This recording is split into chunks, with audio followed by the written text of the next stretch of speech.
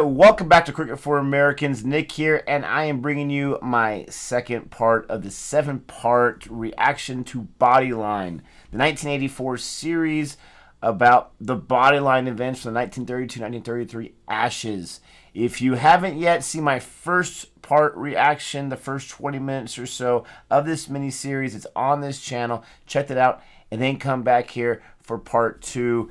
And part 3 is coming very, very shortly. Before I jump back into this, please don't forget, if you like what you see here, if you're excited about this kind of reaction, don't forget to give me a thumbs up, hit the subscribe button, hit the notification bell, and let's go ahead and continue on with that with Bodyline part 2 of 7. All right, here we go. They do drink anything unless it's French champagne. Oh, wow.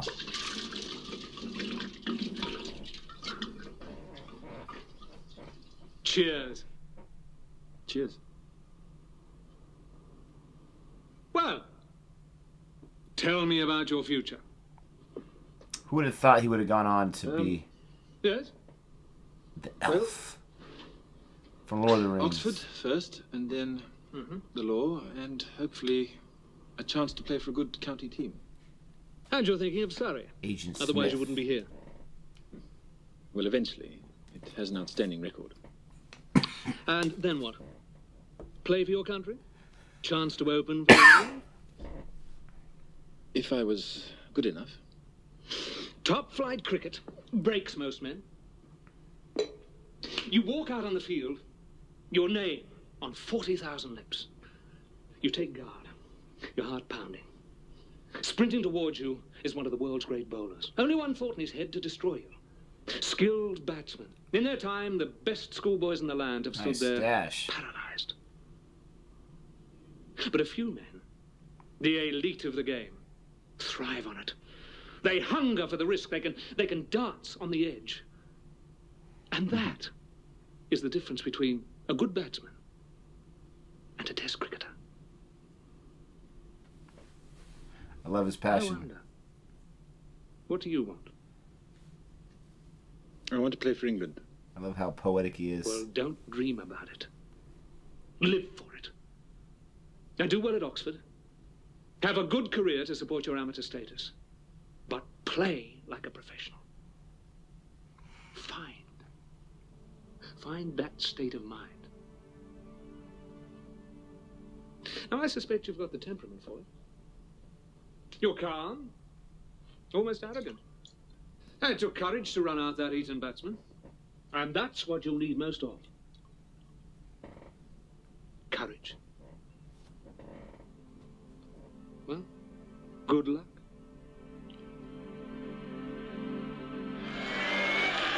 He is. He's a little arrogant for sure. He definitely is that. Final test, 1921, Sydney, Australia. It's a great day for Australia, son. They'll have to rewrite the record books. The English taught us the game and we're beat the 5 tests straight. You know that? I'll never be happy till I've played here. You can see the scoreboard there. Don Bradman, 100, not out. That was almost his average. Don Bradman, the legend.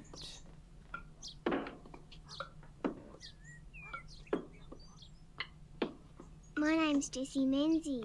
Hi. I'm going to be staying here Are you? only during the week. You an orphan? Of course not, my mum's inside. What's wrong with your house? Nothing, it's got its own orchard and creek. But it's at Glen Quarry, there's no school there. Can you play cricket? At last year show I got a blue ribbon for embroidery. Yeah, but cricket's much harder. Can't take your eye off the ball, not even for a second. Do you want to count for me? See if I can get past 10. 1,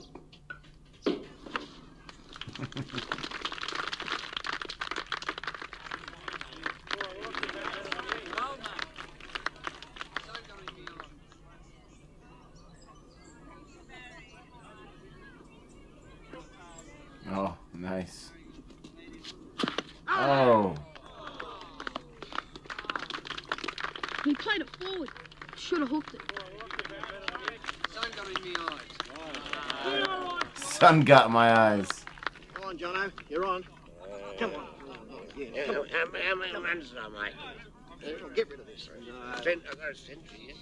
They're gonna put in the kid, aren't they? Come on. Come on. What about old Al? He's got arthritis. Excuse me, Dad. Just a minute, son. Oh, I could play. Son, they're full-grown men. It's half an hour to closing time. George, what have you got to lose? Go on, then. Oh, thanks, Dad. I won't let you down. I love it. Thanks, Dad. I won't let you down. Every kid's dream You here. have to declare.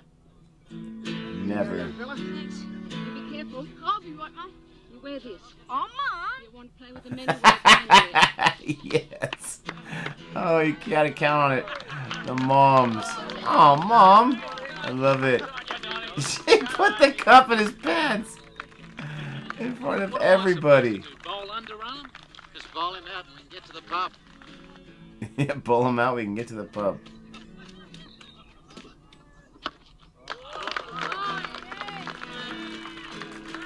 Oh, that's 4. Come in a bit closer. Could be a bit risky. Look at that. It's only 20 minutes to closing time.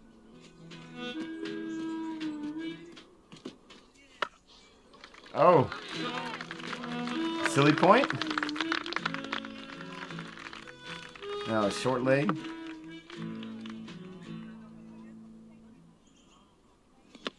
Oh! Go find my ball.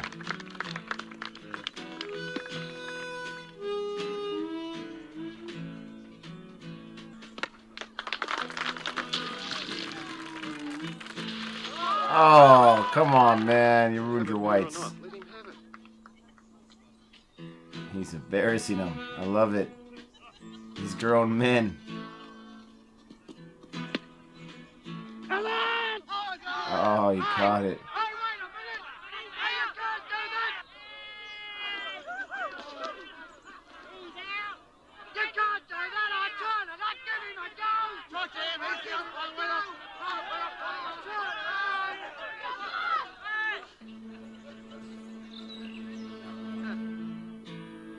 What happened? I missed it. What'd he do? Did the umpire catch it? What was that? If the umpire caught it, then it's proof the umpires are crooked.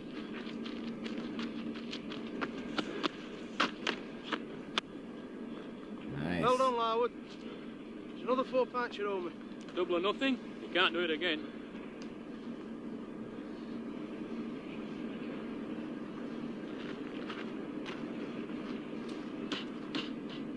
Egg.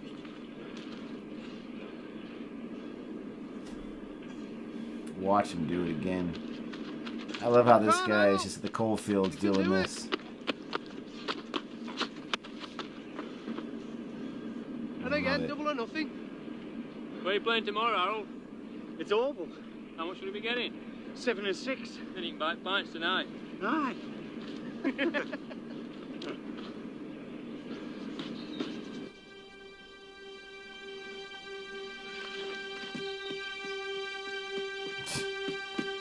Nice. Dunsies. That looked fast. I wouldn't know. I didn't see it. That's why it's fast.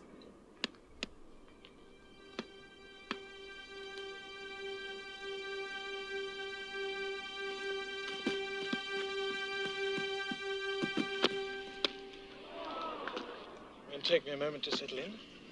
That's what Fender said. This guy is fast.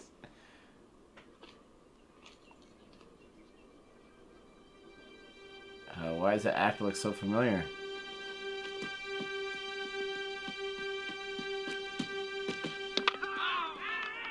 Jeez. Didn't even put a fight. Oh, Mr. England's found herself a new fast bowler. Think so, for sure. Congratulations, Arthur. See? You said you'd win. £2. You said I'd be out for a duck. £2. Thank you. And £1 for every Larwood wicket. 5? Yep. Well done, Harold. Fastest bowler in England. In the world. What do I owe you, Harold? 7 and 6, skipper. Yeah. Have £1. Thank you very much. Congratulations. Very brisk. Thanks, Mr. Jardine. Not much past the trot today, though. What, you can bowl faster? Oh, aye. Well, let's wait until we're on the same team. Cheers. Cheers. Oh, he looks so familiar. It's driving me nuts.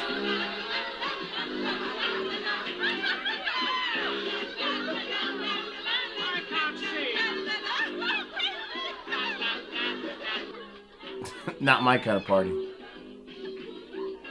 Looks like it's not his either. This is where he meets his lady.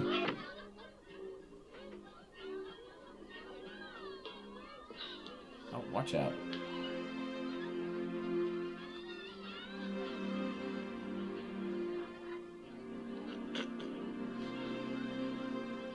Oh, hello. Good evening.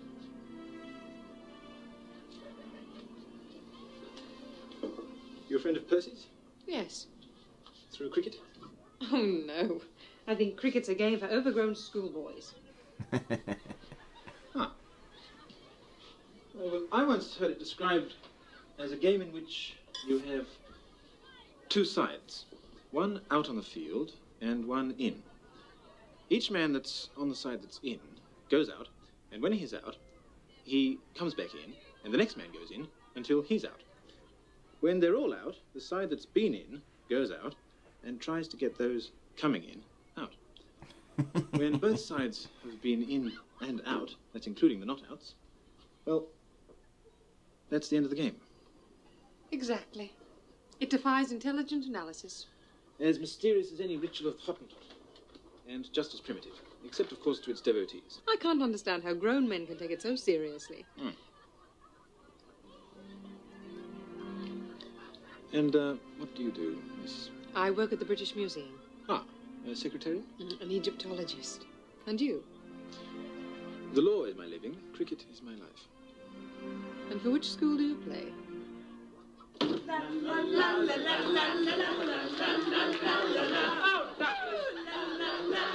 Try and stop this thing. Find the brakes. Find the brakes. Man, these guys totally just blocked him. Just trying to get his game on. Cricket is one of the greatest links of empire. I'm not talking about imperialism. I'm talking about boredom. Ah, but don't you see? On the field, the batsman is never sure what sort of ball he'll be facing. Off spin, leg spin, full toss, yorker. A what? A yorker. Oh, a Yorker. That's a ball bowled right at the batsman's feet. But whatever the ball, the batsman only has a split second in which to decide what stroke he'll play. A drive, a hook, defensive or offensive, forward or back. He can do whatever he likes, but he must always conduct himself within the rules. It's an ordered world, but there's always the risk of the unexpected. And that's why many people, intelligent people, believe that cricket is a metaphor for life. Oh, really? She's not buying it, homie. Nobody can make a judgment unless there's been a fair trial. Come to a match. I'll think about it. You look very lovely when you're thinking. Oh. Oh, goodness. Ooh, very fancy there with the sparklers, homie. Gotta impress the ladies the first 2 times. Then you can do such foolish things. turn down the charm. My mother followed my father from one diplomatic post to the next. I went to a cricket My match. father, Edith Clark. What do you do? The year was 1926. Once again, England was playing its arch rival, Australia. That's England batting. They wear the blue caps. Percy George says you're one of the finest batsmen in England. Yes, and so he is. Oh, why isn't he out there, then? Why, indeed? Well, England has a score of great batsmen. Only 5 or 6 make the team. Now, I have to prove that I am outstanding. And do you think you can? Are you that talented? Well, it's not just a matter of talent. As Percy says himself, it's more a state of mind. As most men can't survive out there. What about his state of mind? Oh, I think when Douglas wants something, he's bloody determined. Oh. Clean bow. What a ridiculous shot. Edith could have done better. It's very kind of you. Thank you very much. She said, What happens to the thank you. batsman now? I kind of agree. Well, he goes back to the dressing room. Nobody says a word. Now, he probably places his bat rather firmly on the floor and then thinks and thinks about the shot he should have played. For the rest of the match? Good Lord, no. No, in cricket, unlike life, the players get a second chance. Both sides bat twice, and when they have, Unlike the life. team with the most number of runs wins.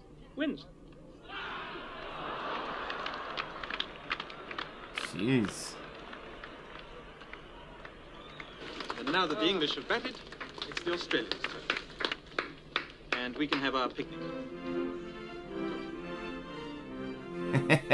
Nothing more exciting a cricket match than a picnic. There you go. Nice shot. Yes. Nice catch. Throw it back. 6. If it runs into the fence, it's 4. If it goes over the fence on the full, it's 6 runs. And when the Australians score, all that's needed is polite applause. I even mastered the concept of the Ashes. As I Douglas love it. never wearied of pointing out, cricket originated in England. But in 1882, a team from Australia toured England and actually defeated us. The next day, a notice appeared in the Sporting Times announcing the death of English cricket. And somebody cremated some bales, and ever since then, whenever the two teams meet, there's a battle royal for what's known as the Ashes. Has cricket always been part of your marriage? All my life. My brothers and father were mad about it. And you never took an interest? After I married Malcolm, I tried, but with little success. I decided then, whenever he spoke about cricket, I'd close my eyes and think of England. Yes, he's almost as old as I am. You should have been there. The look of horror on the faces of the Australians. Marlowe was making. Lord, he had scarcely had the ball left his hand than yet another frightful Australian was on his way back to the pavilion. All out for 125. 125? Champagne. Oh, yes, champagne. I should have thought black coffee. No, champagne. We've invited a couple of people back. Yes, just 1 or 2. My father always used to say, if you're looking for a decent fast bowler, go down the nearest coal mine. Well, here's to Larwood. Ah, Jardine, where's that son of yours? Oh, he's, there. He has turned into a fine young man. A fine batsman, too. Yes. Oh, now look, I don't think I'm talking out of turn, but there's a feeling at Lord's it's about time he had a run for his country. That would be a great honour. This guy right here on the right side. I wonder if he looks like the actual guys portraying, because he really... Quite like it. Victory. To strive, to seek, really piling to it on. find, and not to yield.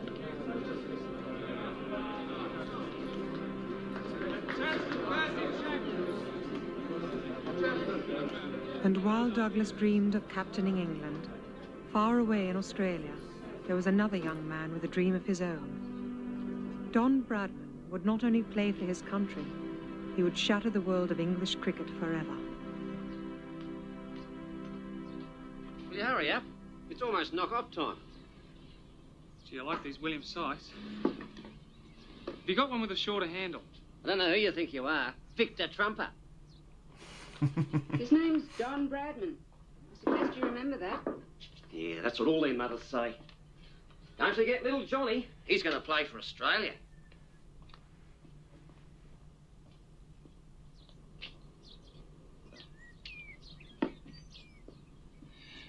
That's the one. Happy birthday, son. Thanks, Mum. Thanks, Mom. Oh, there's a neighbor girl. He'll be worried. He'll be all right. You know what he's like. Hello, Jessie. Bradman. Happy birthday. Thanks. I want to get you a gift bag, but I couldn't afford it.